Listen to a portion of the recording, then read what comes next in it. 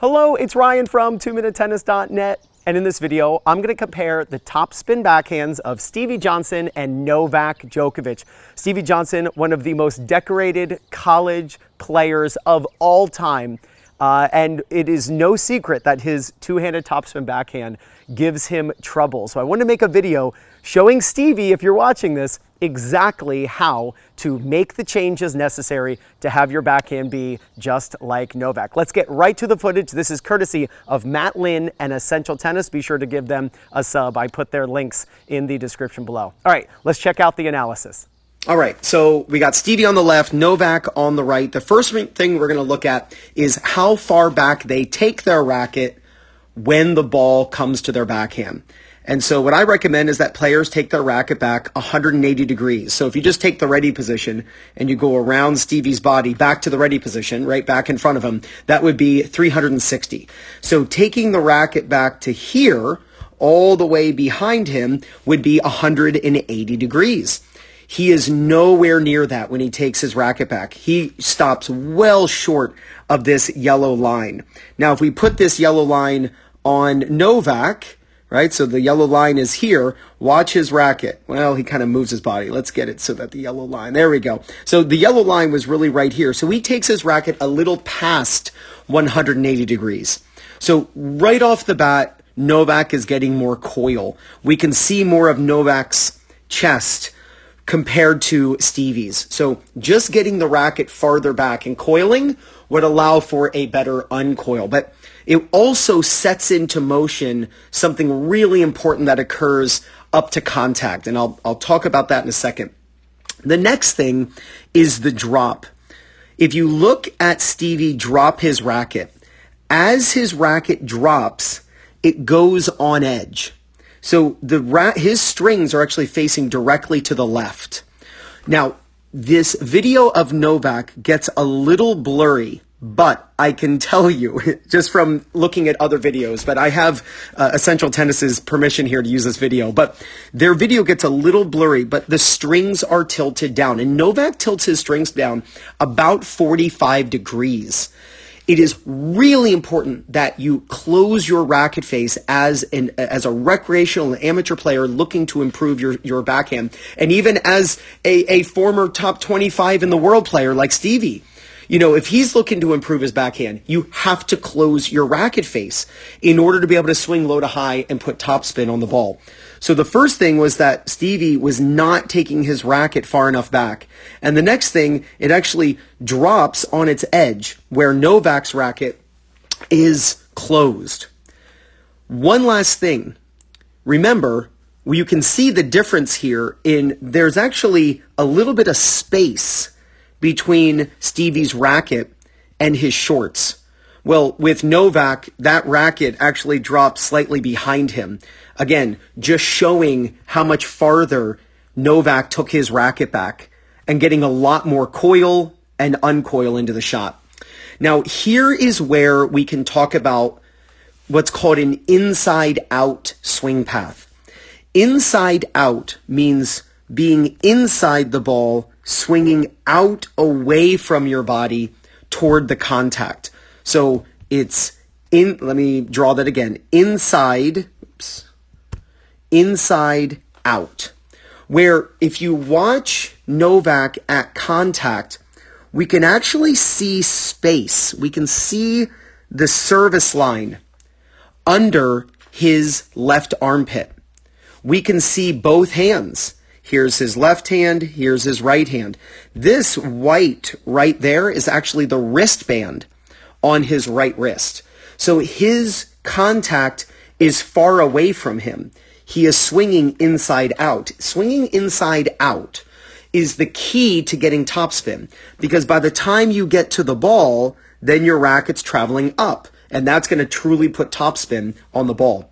If we keep the video still with Novak, but then we bring Stevie to contact, we don't see that space under his left arm. We can't see his right hand. Novak is playing this ball farther away from him, which means he can get pure topspin. Stevie is playing this ball closer, And his swing was more into the back, which then produces an across swing. And that produces side spin as the ball is going over the net. Novak is swinging up as he's hitting the ball, getting pure topspin. I can tell you, his ball is spinning over itself as it goes over the net. Now, we can see the swing path up to contact, at contact, and just after contact with their finish. This is this is where we get to see a stark difference in what Novak does and what Stevie does. Watch how Stevie swings to the right. And I'm going to take this 4 frames. So here's 1, 2, 3, 4. We can see a couple things. If we take Steve's left hand and draw a straight line across, it's from the camera's angle shoulder level. And it's probably slightly below shoulder level if we were at ground level filming this. Also notice that his strings are facing down. And the last thing is this yellow line represents the top of the net from the camera's view. And watch how his racket goes nowhere near. His racket goes nowhere near touching the top of the net from the camera's angle. From our bird's eye view here, his swing goes this way. His racket goes to the right. When you're swinging across, you are going to get side spin. The reason he's swinging across is because he didn't take his racket far enough back and he didn't close his racket face. So that produces an across swing from what you would call an outside-in swing rather than Novak's inside-out, away from his body swing. So now we're going to go 4 frames for Novak, and we're going to see where his racket position is. 1, 2, 3, 4. So we take his left hand slightly higher than head level. We take the top of the net. Novak has gone up through the net from the camera's angle. And again, look at the top of Stevie's head, where it's just covering up the bottom of the net there. Same thing with Novak. His head just covering up the bottom of the net. I made sure to compare apples to apples with this video.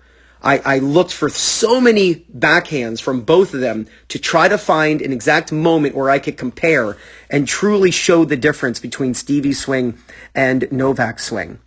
And you can see how Novak's racket, the strings are facing slightly up to his right. The racket is never to the right of his hand in this video. The racket doesn't go to the right. Where Stevie's racket is to the right of his hand, Novak's racket is slightly to the left of his hands. Now, we go to their finish. The two of them actually finish in a very similar place, like right there. That's a very similar place. But Novak went down to that position. Stevie went over to that position. Look how Stevie's racket comes to the left to get behind his head, where Novak drops down behind his head. So, if you swing the way Stevie does, here is how you can fix it. And if you're watching this, this is how you can improve your backhand. You've got to take your racket, Steve. You've got to take the racket farther back. When the racket drops, you need to close the racket, and the racket needs to be back here, Steve. The racket needs to be back behind your leg from the camera's view, but that's possible if your racket goes farther back. You need to swing inside out and from the camera's angle, which means, Steve, you're going to have to film yourself from the back and start to work on having noticeable space. You know, there's this triangle here from Novak's, in Novak's left armpit, under it. And you're going to have to work, Steve, on swinging up, going this way as you're hitting, like Novak, rather than this way as you're hitting. And the upward swing, where Novak's, you can see his left hand is actually higher than the head, And at no point can I get Stevie's left hand higher than his head on his video. So if you are someone who currently hits backhands the way Steve Johnson is, and you're not feeling super confident with it, changing what you're doing and getting it more like Novak is going to make a huge, huge difference. All right, so I was so excited to make that analysis, and it's pretty easy to see the difference in their technique, and the results speak for themselves. When they hit backhands, I mean, Novak's backhand is one of the best in the world, and Stevie is constantly having to hit that slice backhand just because of the way he hits the backhand. The ball doesn't know who you are, right? It's not like all of a sudden the ball is going to be hit by Novak and it just decides, oh, I'm going to be well behaved and go in the corner for a winner. That's not how it works. Technique matters, and if you can copy the technique of the best players in the world, you're going to make a huge difference. All right, so let's use the Topspin Pro. I am an affiliate. Check out my affiliate link in the description below. Let's check out all of these ideas. I'm going to show this from the back first when it comes to the backswing. So Stevie was only taking the racket to here, where we saw Novak go all the way to here. The easy way to think of this is the backswing is just a ready position behind you, right? So here's my ready position. You can't see it, but trust me, it's in front of me. And then the ready position behind me. So if I just face you and then I turn like this, there is my backswing on a two-handed backhand. So the backswing on a two-handed backhand should get to 180 degrees. We saw that Novak went a little bit past that for extra coil, but the racket went 180 degrees. If I just face you, now I'm in my ready position. So it's important that you film yourself and make sure that your racket is going back 180 degrees. Have the ready position in front of you and up, and you just turn the body, getting the racket all the way behind you. The next thing, when the racket drops, this is so common. When the racket drops, for Stevie, the racket was on its edge, or it closes ever so slightly. When we see Novak, and Stevie's racket was here when it dropped, because Novak took his racket farther back, when the racket drops, now it's behind him in the slot, where the butt cap's pointing at the ball. The racket we could see slightly behind his left leg. But the key point here is Novak closes his racket. Novak tilts his strings down. This allows you to swing up and out with confidence, getting the ball to spin. That's the beauty of the Topspin Pro. You can practice this exact Novak Djokovic technique in your driveway, the way I am right now on a beautiful Wednesday morning here. My strings are pointing down and I'm swinging out away. That's going to allow me to have trust and belief in swinging up and accelerating, and that the ball's going to go in. When your racket drops on edge, it will have a tendency to be open when you strike the ball. Let me show you this. And this is actually what causes Stevie to have to finish the way he did across. When your racket is closed and tilted down, it will end up being square against the back of the ball at contact. When the strings are down, the racket, without any manipulation, will be square against the back of the ball. When the racket is on its edge, like I could take a coin and put it on the edge, that's what produces an open racket at contact. But when players are open at contact, they learn to try to roll it, and that's actually what produces this across swing. If Stevie would just close his racket, and if you're struggling with your two-handed backhand, this is the fix. One of the fixes. Make sure the strings are pointing down, swinging out away from your target, and going up as you hit. Topspin is a lifting game, or tennis is a lifting game, and topspin is an upward vertical swing, and you've got to go up as you're hitting the ball. You don't want to be swinging across as you hit. You could see the difference when Novak was hitting the ball like this to where Stevie was much closer to the ball. If Stevie were standing the same distance between his body and the ball as Novak, his ball would go out. Stevie needs that across swing, which then ended up with his strings pointing down. He needs to swing left and right because his racket is on its edge. So it's really important to get the racket far enough back that when it drops, it's dropping slightly behind you. Butt cap pointing at the ball, strings pointing down. Then you've got to swing what's called inside out, from close to your body to away from your body. You can see my right hand and my left hand visible to the camera.